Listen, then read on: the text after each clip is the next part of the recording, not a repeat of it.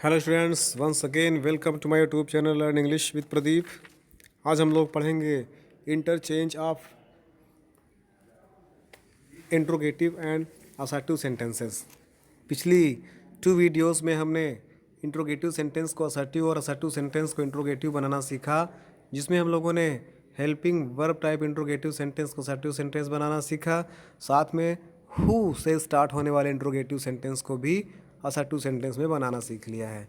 इसको जो लोग नहीं देखे हैं, ऊपर आई बटन दिख रही होगी, आई बटन को प्रेस करके आप जनरल इंग्लिश ग्रामर के प्लेलिस्ट में जा कर के सारी वीडियोस को फिर से देख सकते हैं। मैंने इसमें बहुत डिटेल में काफ़ी चीज़ें पढ़ा दी हैं। तो आज हम लोग पढ़ने वाले हैं इसका third part, interchange of interrogative and assertive sentences. Transformation का तीसरा नियम है इंट्रोगेटिव सेंटेंस को असर्टिव सेंटेंस चेंज करने का। निम्नलिखित उदाहरणों को ध्यान से देखें और ट्रांसफॉर्मेशन की प्रक्रिया को समझना है। जैसे असर्टिव सेंटेंस में लिखा हुआ है when will he become a doctor. When will he become a doctor, वह एक डॉक्टर कब बनेगा। मतलब वह एक डॉक्टर कब बनेगा। को लोग पूछते हैं ना, वो डॉक्टर कब बनेगा, अर्थात वह डॉक्टर कभी नहीं बनेगा। इससे क्या लगता है, he will never become a doctor. उसी प्रकार से नेक्स्ट जैसे लिखा हुआ है when will you have sense, तुम्हारे अंदर समझदारी कब आएगी, अर्थात तुम्हारे अंदर समझदारी कभी नहीं आएगी। You will never have sense, तुम्हारे अंदर समझदारी कभी नहीं आएगी। You will never have sense. When will you have sense, तुम्हारे अंदर समझदारी कब आएगी, अर्थात तुम्हारे अंदर समझदारी कभी नहीं आएगी। उसी प्रकार से जैसे when can their glory fade, उनकी शान कब खत्म होगी, अर्थात their glory can never fade, उनकी शान कभी भी खत्म नहीं हो सकती। उसी प्रकार से जैसे how can I repay your kindness, मैं तुम्हारी दयालुता को कैसे अदा करूँगा, अर्थात मैं तुम्हारी दयालुता को कभी अदा नहीं कर सकता। I can never repay your kindness, I can never repay your kindness. यहाँ पर हम लोग इंट्रोगेटिव सेंटेंस को हटा करके सब्जेक्ट प्लस हेल्पिंग वर्ब लाकर नेगेटिव बना देते हैं। बहुत ही ईजी है, समझने का प्रयास करिए। जैसे एक और देखिएगा, 5वां नंबर है how can man die better than facing fearful odds. इसको अफर्मेटिव सेंटेंस बनाना है। How can a man die better than facing fearful odds. इसको समझिए कैसे हमको बनाना है असर्टिव सेंटेंस, अफर्मेटिव सेंटेंस। यहाँ पर हाउ को हम लोग हटा देते हैं और मैंने कहा था कि मैन को पहले आगे लाएंगे, मीन सब्जेक्ट को पहले कर देंगे, फिर इसके बाद वर्ब कर देते हैं। और अगर हमारा ये सेंटेंस मेन सेंटेंस अगर हमारा अफर्मेटिव है तो इसको नेगेटिव बना देना होता है। अफर्मेटिव सेंटेंस भी है तो यहाँ पर पहले हमने लिख दिया मैन, सब्जेक्ट हो गया, फिर वर्ब आएगा कैन, चूँकि अफर्मेटिव सेंटेंस है इसलिए नॉट लगा दिया, फिर बाकी आपको लिख देना है। तो man can not die better than facing fearful odds. इस प्रकार से समझ करके चलना है। जैसे अगला एग्जाम्पल देख लीजिए, 6 नंबर के एग्जाम्पल दिखिएगा, जिसे लिखा हुआ है where will he not be respected. Where will he not be respected, उसका सम्मान कहाँ नहीं किया जाएगा, अर्थात उसका सम्मान हर जगह किया जाएगा। उसका सम्मान कहाँ नहीं होगा, अर्थात उसका सम्मान हर जगह होगा। और हर जगह क्या होता है, everywhere, means he will be respected everywhere.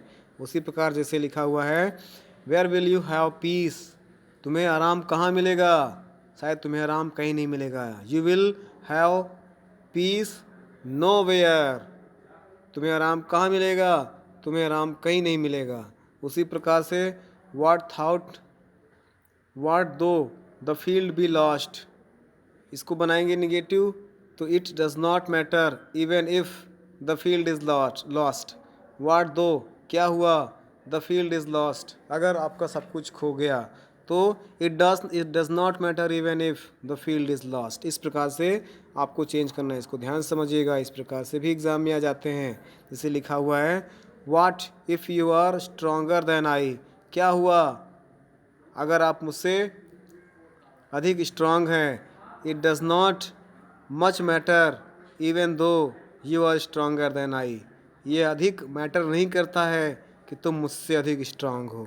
जैसे what does it matter if I loss, what does it matter, तो इट डज़ नॉट मैटर हो जाएगा इसमें, है ना। It does not matter even if I loss. इसी प्रकार से सेंटेंस आपका बनेगा जैसे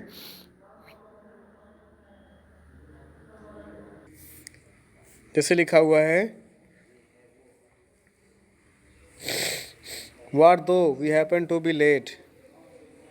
इसके ऊपर वाला देख लीजिए यहाँ से फिर से 9 नंबर में, what if you are stronger than I. क्या हुआ अगर तुम मुझसे स्ट्रांग हो तो, मतलब ये फ़र्क नहीं पड़ता कि तुम मुझसे कितने स्ट्रांग हो। It does not matter much matter even दो। यहाँ पर व्हाट इफ़ से अगर शुरू होते हैं इस प्रकार से तो हम लोग क्या बनाएंगे, it does not matter even दो। अगर ये अफर्मेटिव है तो नॉट लगा देंगे इसमें, नहीं तो नॉट नहीं लगाएंगे। उसी प्रकार से what does it matter if I lose, it does not much matter even if I lose. उसी प्रकार से what though we happen to be late, क्या फ़र्क पड़ता है अगर आप लेट हो गए तो, अगर हम लेट हो गए तो, it does not much matter even though we happen to be late. उसी प्रकार से what more can I do nothing else. What more can I do, मैं तुम्हारे लिए और क्या कर सकता हूँ, अर्थात मैं तुम्हारे लिए कुछ नहीं कर सकता। I can do nothing for you, I can do nothing more, मैं तुम्हारे लिए अब कुछ नहीं कर सकता हूँ। इस प्रकार से कुछ और एग्जाम्पल देख लेते हैं गाइस, ध्यान समझिएगा। ये interchange of interrogative sentence assertive sentence समझने का लास्ट वीडियो है। जैसे 13 नंबर सेंटेंस को पढ़िए, why waste time in reading lash. इस प्रकार के लैश रीडिंग करने से अपना टाइम वेस्ट क्यों कर रहे हो। It is extremely foolish to waste time in reading trash. इस प्रकार की बेकार चीज़ों को पढ़ना समय की बर्बादी है। वाई वेस्ट टाइम हियर, समय क्यों बर्बाद करो यहाँ, मतलब यहाँ समय बर्बाद करना ठीक नहीं है। It is no use wasting time here, इसी को आप इस प्रकार बना सकते हो, it is useless to waste time here, इसी को आप बना सकते हो, it is extremely foolish to waste time here. तीनों प्रकार में से किसी भी प्रकार से आप इसको बना सकते हो। जैसे एक और लिखा हुआ है, वाई ईट सो मच, इतना अधिक क्यों खाएं, means it is no use eating so much, या it is useless to eat so much, या it is extremely improper to eat so much. समझ रहे ना, इस प्रकार से आपको बनाना है। जैसे एक और सेंटेंस लास्ट लिखा हुआ है, why cry over spilt milk, गिर गए दूध पर क्या दुख प्रकट करना। It is no use crying over spilt milk, या it is no use to cry over spilt milk, या it is mere waste of time to cry over spilt milk. इस प्रकार से हमने जाना कि कैसे हम इसको इंट्रोगेटिव सेंटेंस को असर्टिव सेंटेंस या असर्टिव सेंटेंस को इंट्रोगेटिव सेंटेंस बना रहे हैं। इसको ध्यान से पढ़िएगा, वीडियो को 2 और 3 टाइम्स वॉच करिएगा।